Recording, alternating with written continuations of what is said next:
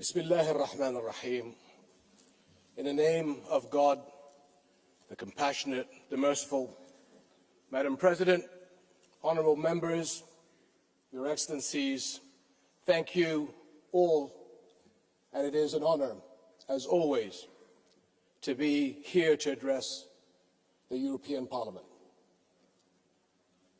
My friends, 5 years ago, I stood at this podium and spoke of the urgent need to find political solutions to conflicts, to restore confidence in global justice, and help people, especially young people, find hope and opportunity. Since then, multiple political, technological, and economic upheavals have tested our international community. The global competitive, new security threats, unprecedented technological acceleration, rampant hypercharged misinformation, and a raging war in Ukraine, and a cruel one on Gaza. And now the attacks on Iran, which threaten a dangerous escalation of tensions in my region and beyond. We are living through wave after wave of disruption without pause. It is no wonder our world feels untethered, like it has lost its moral gravity. Rules are unraveling, truth shifts by the hour, hatred and division thrive, and moderation and universal values are losing ground to ideological extremes. In the chaos, we risk forgetting who we are and what we stand for. But it is precisely at these junctures of history that we must recommit to our values. Because when the world loses its moral bearings, we lose our shared sense of right and wrong, of what is just and what is cruel. And when that happens, conflict is never far behind. History teaches us that wars are rarely just about territory. They are battles over worldviews, over which ideas and ideals will shape our future. And Europe understands that. After World War II, it made a choice to rebuild not just its cities, but its founding pillars. The people of Europe were determined to leave the past in the past and build a new era of peace. They chose human dignity over domination, values over vengeance, law over might, cooperation over conflict. In the wake of war, Europe realized that real security does not lie in the strength of armies, but in the strength of shared values. And that peace imposed by force or fear would never last. Equally, you chose to recognize that what you had in common was far greater than what set you apart. Today, so must our global community. We know that disputes and differences are a human reality, that the challenges we face will only get more complex, and that disruptions are the hallmark of our age. But it's how we handle them and the values we anchor ourselves to that count.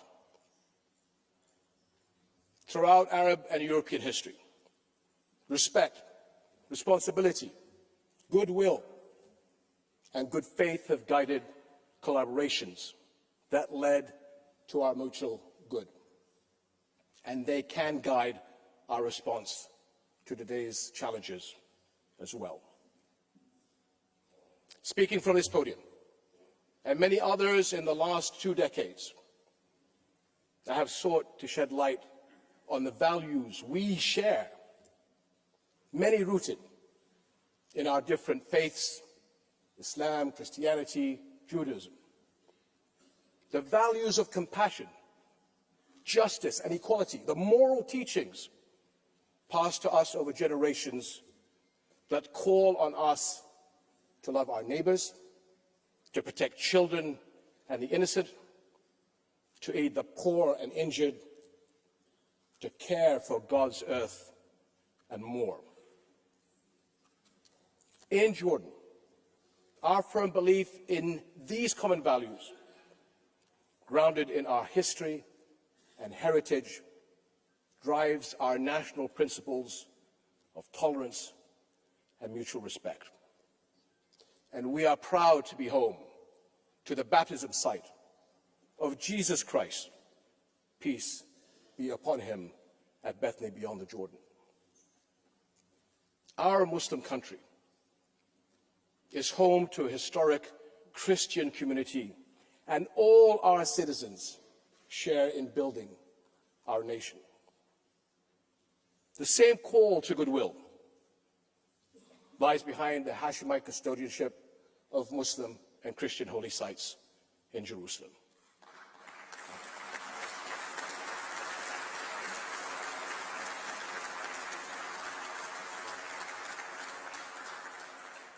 Whose historical and multi-religious identity we have vowed to protect from attack. Indeed, our commitment echoes a promise to the people of Jerusalem made many centuries ago. The Pact of Omar ordered Muslims to respect and protect the city's churches and not harm a priest, nor kill a child, woman, or elder. And 1,000 years later, the Geneva Conventions made these tenets universal. Recent events have called them into question. But we must ensure that these values and principles stand the tests of time and turmoil.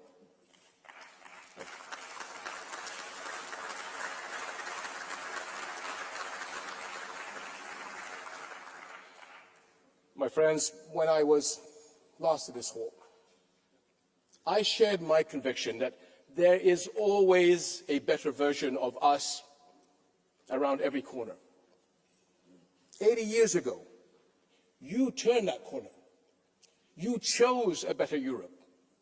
And for the longest time, the choices you made helped shape a more stable, principled world. Today, that world is in moral decline. A shameful version of our humanity is unfolding before our eyes in real time, and our global values are unraveling at a shocking pace with devastating consequences. Nowhere is that clearer than in Gaza.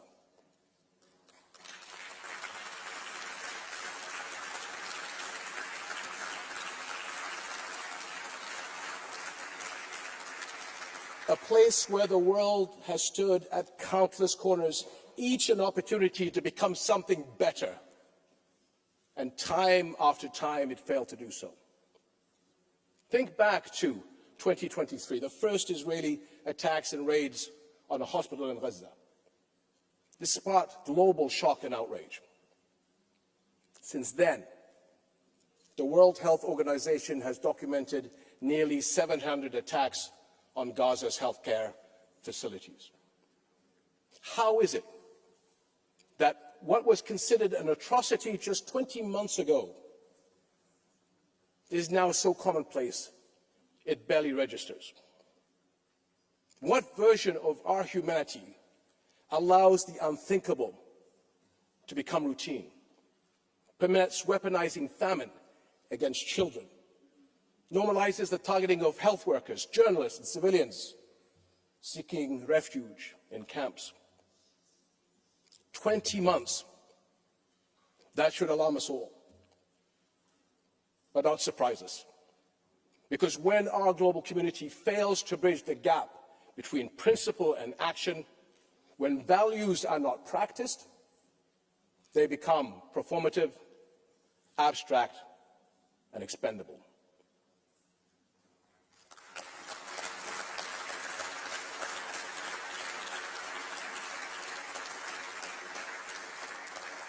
We are at another defining crossroad in our history, one that demands a choice: power or principle, the rule of law or the rule of force, decline or renewal, because that is what's at stake for everyone.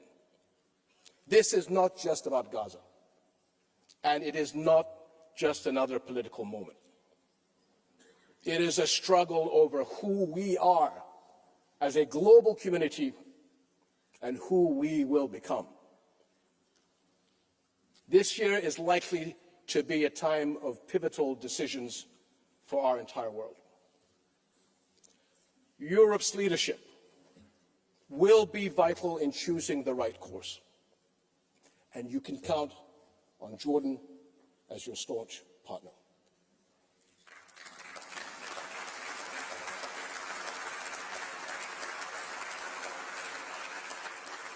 There are two essential areas for action. First is supporting development, because a thriving Middle East creates opportunities that benefits us all.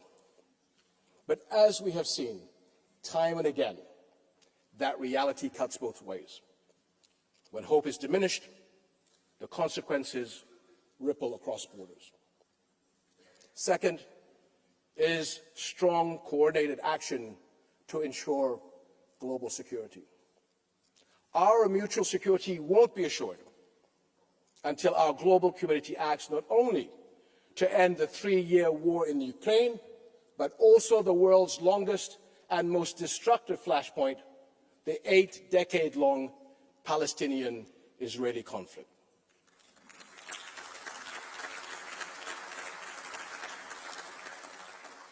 Because, my friends, Palestinians, like all people, deserve the right to freedom, sovereignty, and, yes, statehood.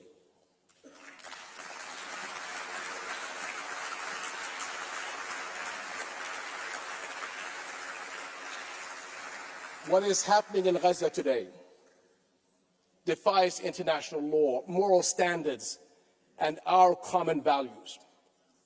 And we are witnessing transgression after transgression in the West Bank, with the situation worsening by the day. If our global community fails to act decisively, we become complicit in rewriting what it means to be human. Because if Israeli bulldozers continue to illegally demolish Palestinian homes, olive groves, and infrastructure, so too will they flatten the guardrails that define moral conduct. And now, with Israel's expansion of its offensive to include Iran, there is no telling where the boundaries of this battleground will end. And that, my friends, is a threat to people everywhere.